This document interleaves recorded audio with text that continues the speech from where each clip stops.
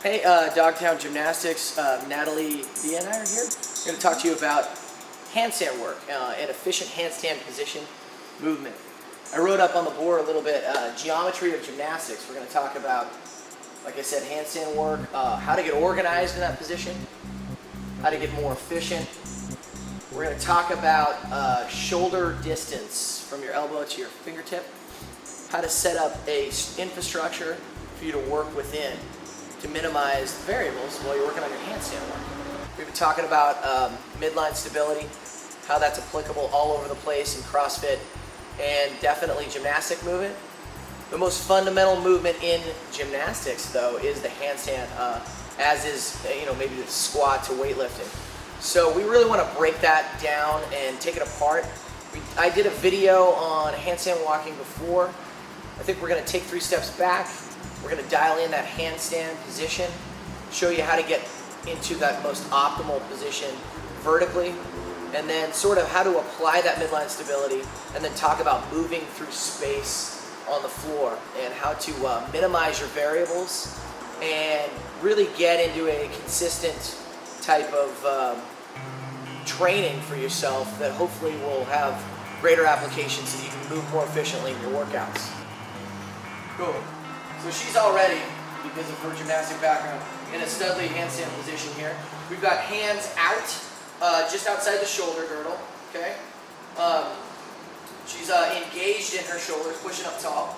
She's got her hips tucked under, just slightly, squeezing that midline. Her butt's on, okay? So everything's squeezed and tight, all right? She's basically like a big plank. Talking sort of about the geometry of gymnastics and how to work and minimize variables, okay? This thing's set up for me, but I think we kind of have about the same shoulder width-ish. Yeah, totally. We've been goofing around with these ideas, playing with the triangle and working with push-ups and headstands and handstands, and it just came to me the other day because we were talking about basic gymnastics and starting teaching children how to master just the space around them. And literally, you walk into a gymnastics gym and they will sit you on a carpet and it looks exactly like this. Now, it may not be perfect and measured out to your cubic measurement, but we're CrossFitters. We like to reduce the variables and make it as accurate as possible. So when you get down to measuring out your perfect box for yourself, use your shoulder width, okay? And yes, we can take this thing and we can chuck it up against the wall and we can work these skills until we master them. We're pretty much going to pivot about that center and use the corners as spots for our hands, all right? This also plays into what? Lowering down into a headstand, okay? Cueing, shifting of weight, and pirouetting. Kicking up, squeezing and holding, pressing up tall. Good, okay. There you go. And come on down, there you go. So we want to take that into further application of what we can do with this thing is we can have her lower into a headstand. Can you do that one for me? So we're going to kick up the handstand first. We're going to cue that midline. We're going to push out, and then we're going to roll shoulders forward first. Keep those elbows in, lower. Good, to the top of her head. Woo! Okay. Nice vertical balance, squeeze, and she's going to press out from there. Go 1, 2, 3, press. Okay. All right. Not too bad. And down. All right. Okay. So now she's gotten tight. She's squeezing, she's pushing up, and watch her line. See how vertical she's staying?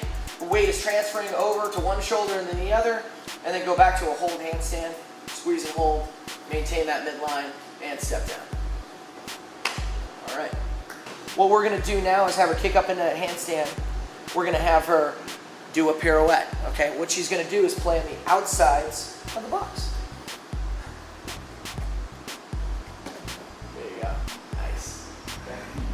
By limiting the space that she can work within, we're also cutting down variables, right? So she has to stay vertical, she has to stay tight, she can move only within the confines of the box, but it also gives her a nice line of sight to transfer her weight and push up and through. Because there are going to be variables a little bit when you're up there, and it's not always just going to be perfect when your hands can just be there. Your hands are part of they're active as well. They're on the square, they're on the ground, they're the ones that are holding you there. So the separation and the being able to stay tight through your hands as well is just as important as your shoulders, as your stomach, as your hips, and your butt, and your feet. All I'm gonna do is kick up. I'm gonna find my handstand. Okay, we're gonna correct out. Yeah. So basically, from his fingertips onto his wrist, onto his shoulders, onto his tight stomach, hips, and feet, they're all in one line. Everything is active. There's not one part of the body that is not active, and it's all staying in one space. Obviously, there's going to be a little bit of variables here and there, but that's why you have everything stacked on top, and you just find it and you keep that in that small, limited space.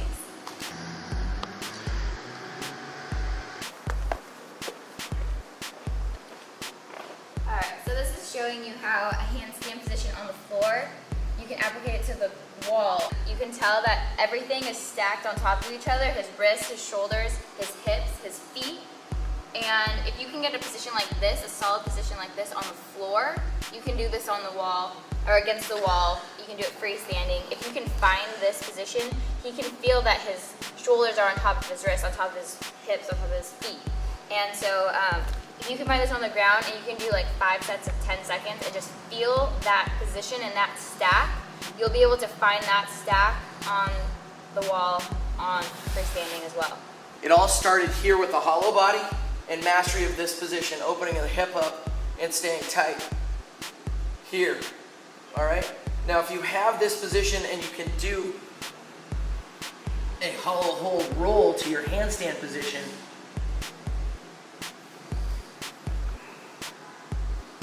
we've got the skills to begin to learn how to move in your handstand position, and that's what we want to talk about next.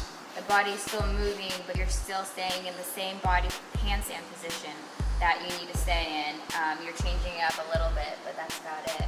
Sure. You're not losing the space. If you go back to the square, you're staying in that space doing the pirouette. So if I kick up into a handstand and find that position against the wall, I can actually stay in my box by turning and staying hollow, right? Mm-hmm. Now that wasn't a perfect gymnastics pirouette, but I transferred weight, I pushed, I stayed tight to the best of my ability, and squeezed. I mean, I think a good way to applicate that on the floor would be, for pirouetting, would be to do it at the spot. Absolutely. Because you can have your feet centered, your feet are always going to be in the middle, someone's just kind of lightly moving with you. Sure. As long as the person's body's tight, they're going to be fine. Employ one of your super friends, one of your gymnastics buddies, one of your fellow CrossFitters that can help you out. All right, and the last thing we're going to touch upon is inefficient handstand position. Where the body breaks down primarily is in the shoulder girdle, lack of range of motion in the shoulders, and in the hips. All right? So we're going to hit the two major spots that usually get broken down in handstand position for you guys, okay? The first one's shoulders, okay? Tight shoulders, limited flexibility, injury often occurs in CrossFitters' lives. You're going to be seeing so much stress on his shoulders. Like, yes, your body's going to be tight, but it's tight in the wrong way, and you want to be able to fix that. You want to open up those shoulders. So cool. You can demonstrate.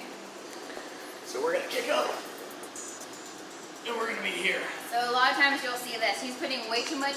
He is stacked in a way, but in the wrong way. So you want to be able to push open those shoulders while staying tight in the ribs, just like he is. Another inefficiency is when the hips are open. He can still hold the handstand, but his hips are too far open. That means his chest is out, and that just means more pressure on all the joints that don't need to be.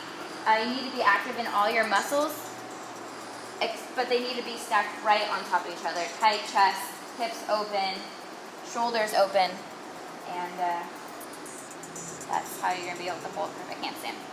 The other thing you're going to see is if there's a heavy breakdown in the hips, that may be a contributing factor to tight shoulders, right? Yeah. So the body's going to compensate, and we've seen this time and again in other elements in CrossFit. The body's going to compensate for inefficiency, right? You're gonna draw a direct line through my hand. Hopefully it's gonna stack through the shoulder, through the hip, and all the way to the toe. Dialing in that good position. You see that in that overhead squat, and that's why gymnasts are really good at overhead squats. Handstand should be a position of rest almost to a degree. A gymnast can get in that position and feel comfortable in it.